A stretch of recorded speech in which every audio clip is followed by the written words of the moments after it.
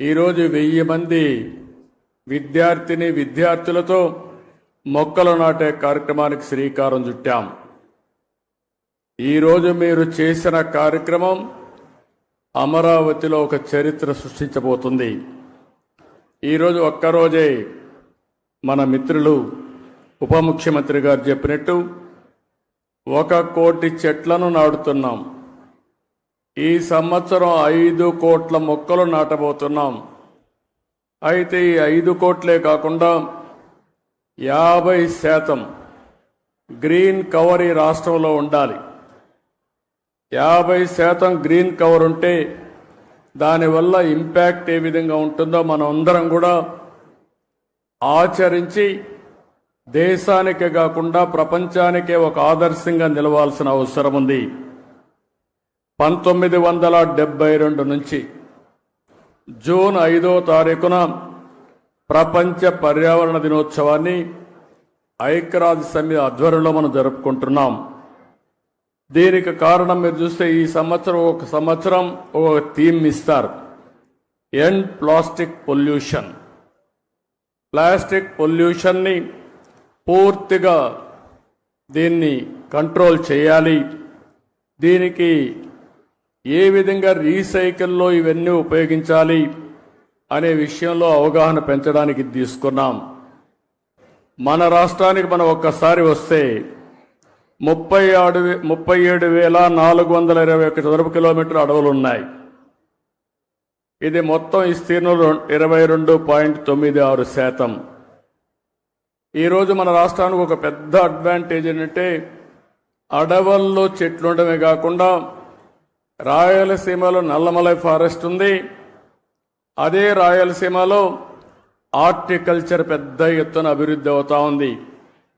ఎప్పుడైతే హార్టికల్చర్ బాగా అభివృద్ధి అయ్యే కొందికి ప్లెయిన్ ఏరియాలో కూడా చెట్లు వస్తున్నాయి. దీనివల్ల గ్రీన్ కవర్ పెద్ద ఎత్తున పెరిగింది.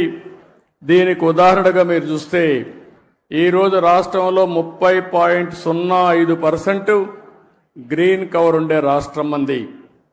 దీన్ని 50% తీసుకుపోవాలనేది మనందరి లక్ష్యం. ఒకప్పుడు నేను 2 ఏళ్ళు 3 ఏళ్ళు చెట్లు కూడా ఉండేటివి. పెద్ద చెట్లు నాటేవాళ్ళం. ఒకప్పుడు కాంగ్రెస్ పరిపాలనలో మీరు ఒకసారి చూస్తే చెట్లు నాటడం అంటే వాళ్ళకి అవగాహన ఉండేది కాదు. ఫోటో కోసం చెట్టు నాటి ఫోటో అయిపోతానే చెట్టు ఎక్కడుందో కనపడేది కాదు. తర్వాత ఇటీవల గవర్నమెంట్ వచ్చింది. వాళ్ళకి చెట్లు అంటే తెలియని గవర్నమెంట్ అది. చెట్టు వల్ల ఉపయోగం తెలియదు, చెట్లు నరకడం తప్ప చెట్లు పెట్టనే గవర్నమెంట్ అది. ఆ రోజు మనం అందరం మాట్లాడుకున్నాం. ఎక్కడన్నా ముఖ్యమంత్రి హెలికాప్టర్లో పోతా ఉంటే కింద నుండే చెట్లన్నీ ఎగిరిపోతాయి. ఈరోజు నేను వస్తున్నా, మా ఉప ముఖ్యమంత్రి వస్తున్నాడు. ఎక్కడైనా ఒక్క చెట్టు నరుకుతున్నావా తమ్ముళ్ళు చెల్లెమ్మలు మీరే చెప్పమని మిమ్మల్ని అందరూ అడుగుతున్నా. చెట్లు పెంచడం బాధ్యత, చెట్లు నరకడం దుర్మార్గం. కొన్ని దేశాల్లో అయితే శాశ్వతంగా జైల్లో పెడతారు చెట్లు నరికితే.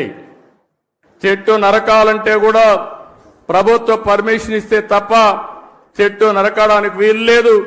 చెట్టు నరికితే మనిషిని చంపినటువంటి నేరంగా చిత్రీకరించి వాళ్ళపైన యాక్షన్ తీసుకునే పరిస్థితి వస్తుంది. అందుకే నేను మిమ్మల్ని ఒకటే కోరుతున్నాం. 4-5 సంవత్సరాల్లో మన రాష్ట్రం కనీసం 37% గ్రీన్ కవర్ కావాల్సిన అవసరం ఉంది.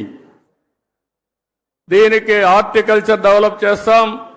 ఇప్పుడే పవన్ కళ్యాణ్ గారు చెప్పారు చాలా స్పష్టంగా.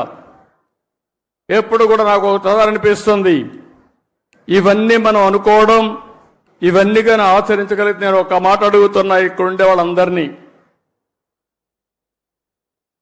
మీ లైఫ్లో 10 చెట్ల కంటే ఎక్కువ పెట్టి మేము పెంచుతున్నామని వాళ్ళు చేలిపైకెత్తండి. 10 చెట్ల కంటే ఎక్కువ. ఓకే, అందరూ ఆక్సిజన్ తీసుకుంటున్నారా లేదా? గాలి పీలుస్తున్నారా లేదా? మిగిలిన వాళ్ళకి గాలి పీల్చే అర్హత ఉందా? ఇప్పుడు ఏం చేస్తారో చెప్పండి. చెట్లు పెడతారా లేదా? చెట్లు పెట్టే బాధ్యత మీద అవునా కాదా? అవునంటే చేతులు పైకెత్తండి. ఇదే నేను కోరుకుంటున్నా. ఒక అవేర్నెస్ రావాల్సిన అవసరం ఉంది. ఈరోజు మీరు ఒక్కసారి చూస్తే ప్రపంచానికి ఒక పెద్ద సవాల్ గ్లోబల్ వార్మింగ్. అంటే వాతావరణం ఉష్ణోగ్రతలు పెరుగుతున్నాయి. దీనివల్ల మీరు చూస్తే వర్షాలు తగ్గిపోతున్నాయి, భూగర్భ జలాలు ఇంకిపోతున్నాయి, సాగు ప్రమాదంలో పడతా ఉంది. తాగునీరు లేకుండా ఎక్కడికక్కడ ఫ్లోరైడ్ కంటెంట్ పెరిగిపోయి అనారోగ్యం పాలవుతున్నాం. దేవుడు అన్ని విధాలా బాగా పుట్టిస్తే ఈ నీరు దాగి వికలాంగులుగా తయారయ్యే పరిస్థితికి వచ్చాం. అందుకే ఇప్పుడే అంకారావు గారి స్టోరీ విన్నాం. మనమందరం చిన్నప్పుడు చదువుకునే వాళ్ళం, నేను కూడా చదువుకున్నాం. ఆ రోజు మీరు చూస్తే ఆ కథ ఒకసారి చూస్తే ఒక వృద్ధుడు చెట్టు పెడతా ఉంటాడు. రాజు అక్కడికి వస్తాడు. ఆ వృద్ధుడికి వయసు అయిపోయింది. అతన్ని చూసి అడుగుతాడు ఆసక్తిగా, నీ వయసు అయిపోయింది, ఇప్పుడు చెట్టు పెడుతున్నావు, ఈ చెట్టు ఫలాలను తింటావా అని అడుగుతాడు. అప్పుడు ఆ వృద్ధుడు చెప్తాడు, మహారాజా పక్కన చెట్టు ఉంది చూడు, మా పూర్వీకులు పెట్టారు, దాని ఫలాలు నేను అనుభవిస్తున్నా. నేను పెట్టే ఈ చెట్ల ఫలితాలని నా పూర్వీకులు మా పిల్లలు అనుభవిస్తారని ఆ వృద్ధుడు చెప్పాడంటే అది విజ్ఞతని మీ అందరికీ తెలియజేస్తున్నా. ఆ విజ్ఞతతో మనందరం ప్రవర్తించాల్సిన అవసరం ఉంది. స్వార్థంతో బ్రతకడం కాదు. అలాంటివన్నీ కూడా మనం ఒక్కసారి ఆలోచించుకుని ఆ తాత చెప్పే కథే మనకు ఒక ఆదర్శం. ఇప్పుడు అంకారావు చేసిన పని మనందరికీ ఒక ఆదర్శం అని చెప్పి మీ అందరికీ తెలియజేస్తున్నా. నాకు ఒకసారి ఎప్పుడూ నాకు గుర్తుండేవాడు, ట్రీ మ్యాన్గా గుర్తింపయ్యాడు. ఆ రోజు పద్మశ్రీ వనజీవి రామయ్య నా దగ్గరికి ఎప్పుడూ వచ్చేవాడు. ఎప్పుడు వచ్చినా ఒక చెట్టు తీసుకొచ్చేవాడు. ఊరూరు తిరిగేవాడు, అందరికీ విత్తనాలు పంచేవాడు. సంవత్సరం వచ్చి నాకు రిపోర్ట్ చేసేవాడు. నేను ఈ కార్యక్రమాలు చేస్తా ఉంటే ఆయన ఎప్పటికప్పుడు ప్రోత్సాహపడి ఉత్సాహవంతుడై రోజుకు ఒక మొక్క నాటేవాడు. ఆయన నాటడమే కాదు, అందరి దగ్గర నాటిచ్చేవాడు. ఆ చెట్లను పెంచే కార్యక్రమాన్ని కూడా ఆయన నిర్వహించాడు. అందుకే కేంద్ర ప్రభుత్వం పద్మశ్రీ అవార్డు ఇచ్చింది. దీన్ని మనస్ఫూర్తిగా నేను అభినందిస్తున్నాను. ఆయన ఒక్కసారి స్మరించుకోవాల్సిన బాధ్యత మనందరిపైన ఉందని చెప్పి కూడా నేను మీకు తెలియజేస్తున్నా.